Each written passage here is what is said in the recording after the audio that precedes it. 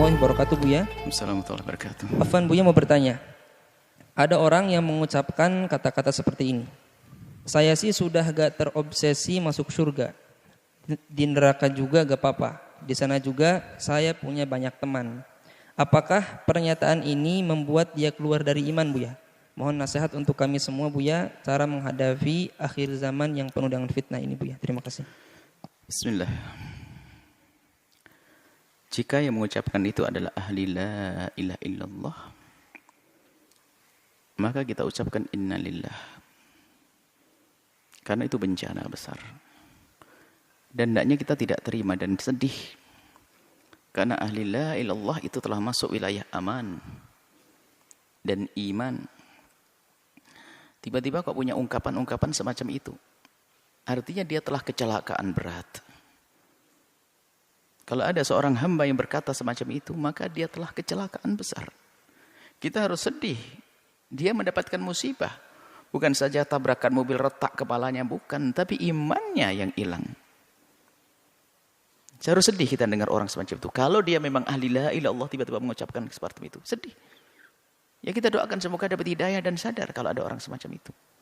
Adapun hukumnya orang mengucapkan kalimat yang merendahkan surga dan neraka, Ibnu Hajar dalam Qawatiknya dan menjelaskan termasuk adalah hal yang menjadikan seseorang itu keluar dari iman adalah merendahkan surga dan merendahkan neraka.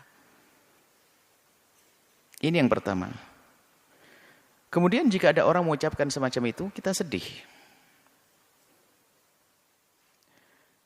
Kullun muyassarun lima khuliqalah. Hadis Imam Bukhari Muslim meriwayatkan hadis ini. Kullun muyassarun lima khuliqalah.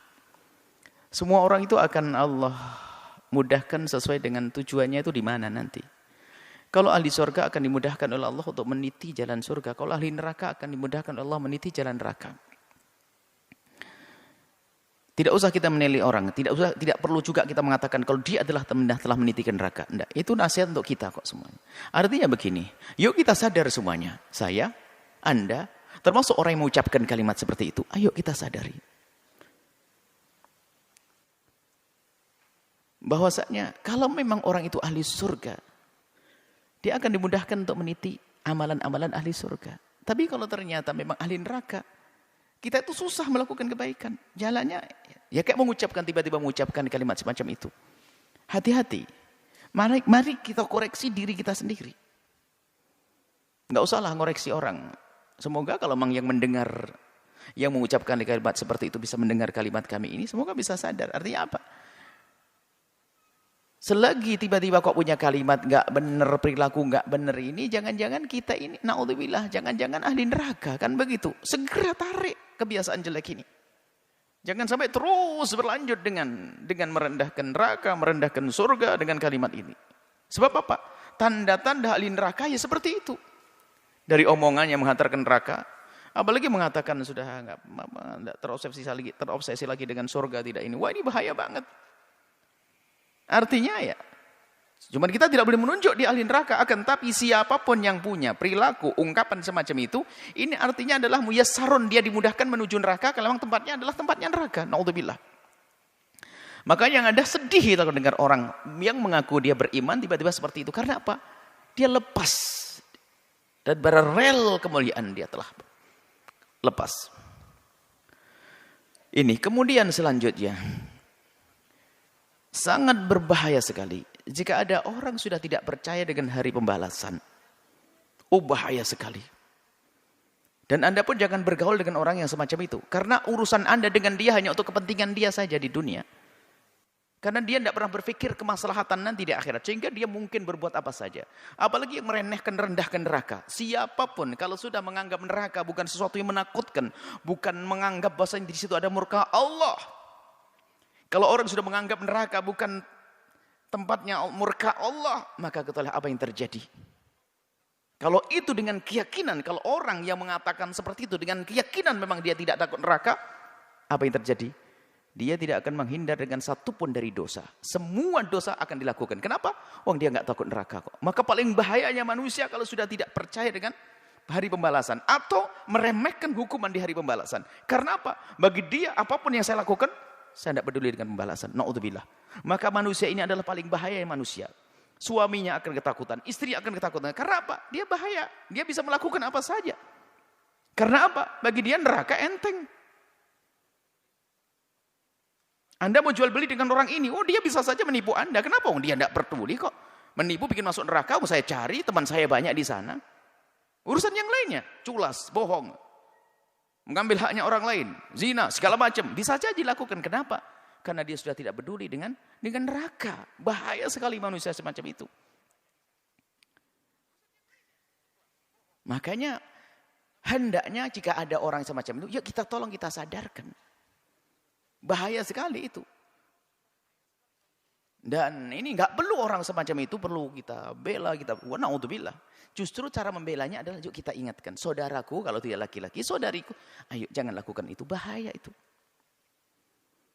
Dan orang ini sudah bayangkan, kalau orang masih percaya dengan hari pembalasan, ada hitungannya nanti di akhirat, ada pertimbangan ya. Kalau aku melakukan nanti dibalas, aku melakukan nanti dibalas oleh Allah. Dia akan ada remnya. Tapi kalau sudah nggak takut dengan neraka, tidak punya rem sama sekali.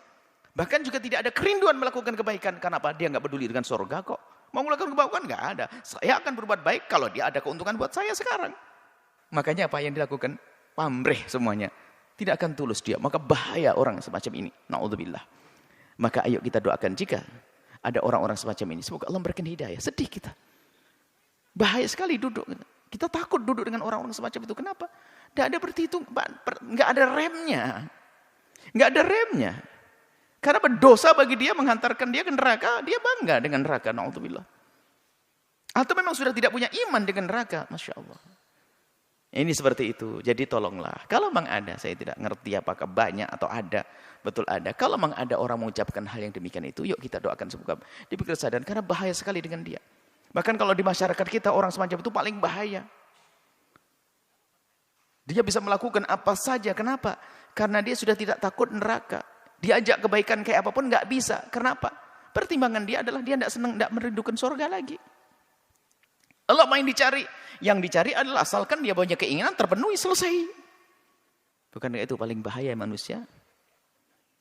Bisa menjadi orang paling rakus, orang paling jahat, orang paling kena. Kalau tidak segera dia sadar. Maka kalau ada orang-orang semacam itu dari umat la ilaha illallah, kita doakan semoga Allah beri kesadaran. Karena dia bahaya sekali. Bahaya sekali. Bahaya sekali. Dan nular penyakit ini. Apalagi jika ini dilakukan oleh seorang tokoh. Seorang tokoh besar misalnya atau orang yang punya ketenaran mempengaruhi ke bawah semuanya. Maka jangan sampai kalau memang itu seorang ustadz tiba melakukan guyonan begitu akan kagum atau seorang apa saja. Kalau ini akan mempengaruhi, na'udzubillah. Kalau dia punya nama akan terpengaruh orang lain lebih banyak yang tersesat, na'udzubillah. Maka kami ingatkan kepada siapapun hati-hati dengan orang semacam ini. Pertama doakan dan jangan dekat-dekat. Jangan berurusan dengan mereka. Karena apa? Dia punya racun yang membahayakan. Karena apa? Dia sudah tidak takut neraka. Nggak ada remnya. Kalau dia punya kekuasaan akan habisin semuanya demi kesenangannya. Kalau dia punya keahlian akan dihabiskan keahliannya untuk menuruti kesenangannya. Nggak ada hitungan surga, nggak ada hitungan neraka. Itu manusia berbahaya. Semoga Allah menjaga kita semua. Menjaga iman kita semuanya. Dan semoga semua yang kita lakukan di dunia ini diridai oleh Allah, dan Allah pilihkan jalan yang Allah ridai.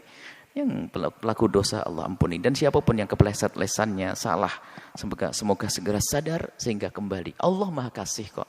Maka kalau orang-orang yang mengatakan semacam itu, pintu maaf Allah luas.